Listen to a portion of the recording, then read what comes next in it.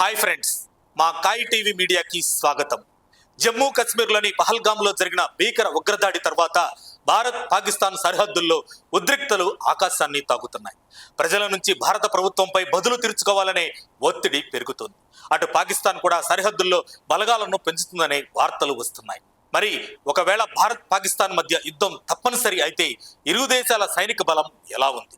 ఈ వీడియోలో మనం ఈ అంశంపై విశ్లేషణాత్మకంగా చర్చిద్దాం. వీడియో చివరి వరకు చూసి మీ అభిప్రాయాలను కామెంట్స్లో తెలపండి.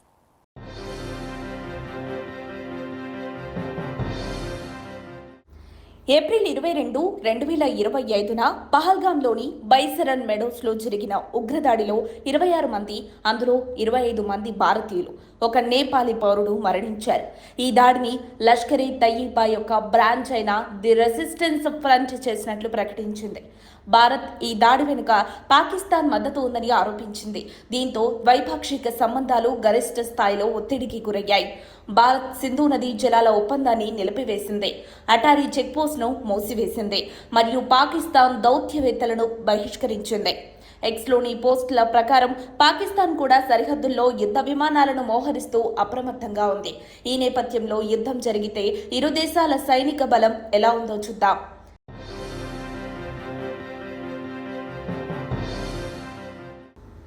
భారత్ ప్రపంచంలోని అతిపెద్ద సైనిక శక్తుల్లో ఒకటి. 2025 గ్లోబల్ ఫైర్ పవర్ ఇండెక్స్ ప్రకారం భారత సైన్యం ప్రపంచంలో 4వ స్థానంలో ఉంది.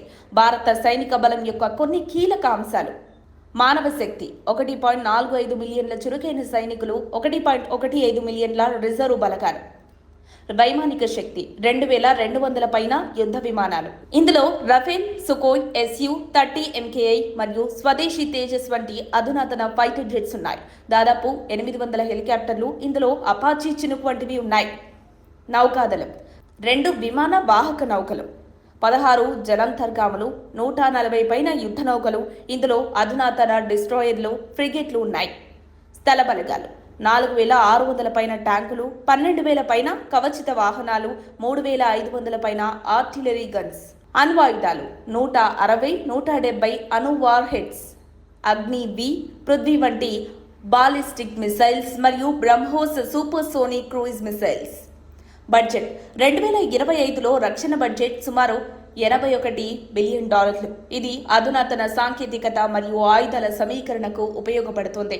భారత్ యొక్క బలం దాని వైవిధ్యమైన ఆయుధ శాస్త్రాగారం, స్వదేశీ రక్షణ పరిశ్రమ మరియు అమెరికా, రష్యా, ఫ్రాన్స్ వంటి దేశాలతో రక్షణ ఒప్పందాలు.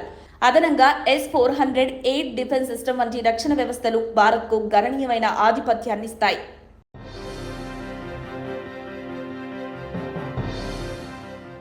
పాకిస్తాన్ సైన్యం గ్లోబల్ ఫైర్ పవర్ ఇండెక్స్లో 7వ స్థానంలో ఉంది. దాని సైనిక బలం ఇలా ఉంది: మానవ శక్తి 6,60,000 చురుకైన సైనికులు, 5,50,000 రిజర్వు బలగాలు. వైమానిక శక్తి 1,400 పైన యుద్ధ విమానాలు, ఇందులో JF-17 thunder, F-16 fighter jets మరియు చైనా నుంచి సమకూరిన J-10 వంటివి ఉన్నాయి. 350 పైన హెలికాప్టర్లు. నౌకాదళం విమాన వాహక నౌకలు లేవు, కానీ 10 వాహక నౌకలు, 6 జలాంతర్గాములు, 70 పైన యుద్ధ నౌకలు, ఇందులో ఫ్రిగేట్లు, కార్వెట్లు ఉన్నాయి. స్థల బలగాలు 3200 పైన ట్యాంకులు, 5200 పైన కవచిత వాహనాలు, 2000 పైన ఆర్టిలరీ గన్స్. అణ్వాయుధాలు 165, 175 Shaheen 111, Babur cruise missiles. Budget 2025లో రక్షణ బడ్జెట్ సుమారు $12 బిలియన్. పాకిస్తాన్ యొక్క సైనిక బలం చైనా మరియు యునైటెడ్ స్టేట్స్ నుంచి సమకూరిన ఆయుధాలపై ఆధారపడుతుంది. అయితే ఆర్థిక సంక్షోభం వల్ల ఆధునీకరణకు పరిమితులున్నాయి.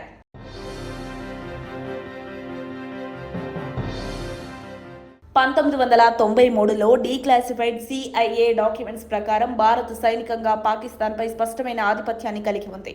భారత్ యొక్క పెద్ద ఆర్థిక వ్యవస్థ, ట్రిలియన్ GDP వర్సెస్ పాకిస్తాన్ ఎక్కువ రక్షణ బడ్జెట్ మరియు స్వదేశీ రక్షణ పరిశ్రమ దీర్ఘకాల యుద్ధంలో ఆధిక్యతనిస్తాయి. భారత యొక్క నౌకాదళం విమాన వాహక నౌకలతో హిందూ మహాసముద్రంలో ఆధిపత్యం చెలాయిస్తుంది. ఇది పాకిస్తాన్ యొక్క సముద్ర మార్గాలను అడ్డుకోగలదు. పాకిస్తాన్ యొక్క బలం దాని వ్యూహాత్మక స్థానం, చైనా మద్దతు మరియు అసమర్థ యుద్ధ వ్యూహాలలో ఉంది. అయితే ఆర్థిక బలహీనత మరియు అంతర్గత రాజకీయ అస్థిరత దీర్ఘకాల యుద్ధంలో పాకిస్తాన్కు ఆటంకంగా ఉంటాయి. ఇరు దేశాలు అణ్వాయుధ శక్తులు కావడం వల్ల యుద్ధం వేగంగా విస్తరించి వినాశకర ఫలితాలను తెచ్చే ప్రమాదం ఉంది. 1993 CIA రిపోర్ట్ ప్రకారం పాకిస్తాన్ అణ్వాయుధాలను రక్షణ కోసం ఉపయోగిస్తుంది. కానీ భారత్ యొక్క రెండవ స్ట్రైక్ సామర్థ్యం దీనిని నిష్ప్రభావం చేస్తుంది.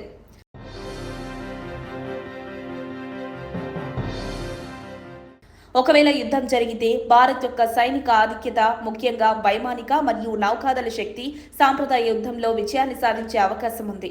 2016 ఉరి సర్జికల్ స్ట్రైక్ మరియు 2019 బాలాకోట్ ఎయిర్ స్ట్రైక్ భారత్ యొక్క ఖచ్చితమైన దాడి భారత యుద్ధ సామర్థ్యాన్ని చూపించాయి. అయితే పాకిస్తాన్ యొక్క ఉగ్రవాద సమూహాల మద్దతు మరియు అసమర్థ యుద్ధం భారత్కు కొంత నష్టాన్ని కలిగించవచ్చు. ఇక అణుయుద్ధం జరిగితే మాత్రం ఇరు దేశాలు తీవ్ర నష్టాన్ని చవిచూస్తాయి మరియు ప్రపంచ ఆర్థిక వ్యవస్థ కూడా దెబ్బతింటుంది. యుద్ధం కంటే దౌత్యపరమైన పరిష్కారాలు, అంతర్జాతీయ ఒత్తిడి మరియు ఆర్థిక ఆంక్షలు ఎక్కువ ప్రభావవంతంగా ఉంటాయి. భారత్ యొక్క ఇటీవలి చర్యలు, సింధు ఒప్పందం నిలిపివేత వంటివి పాకిస్తాన్పై ఆర్థిక ఒత్తిడిని పెంచుతాయి. అయితే హసన్ హక్కానీ వంటి విశ్లేషకులు హెచ్చరిస్తున్నట్లు యుద్ధం కంటే శాంతియుత సంభాషణలు దీర్ఘకాల పరిష్కారాన్నిస్తాయి.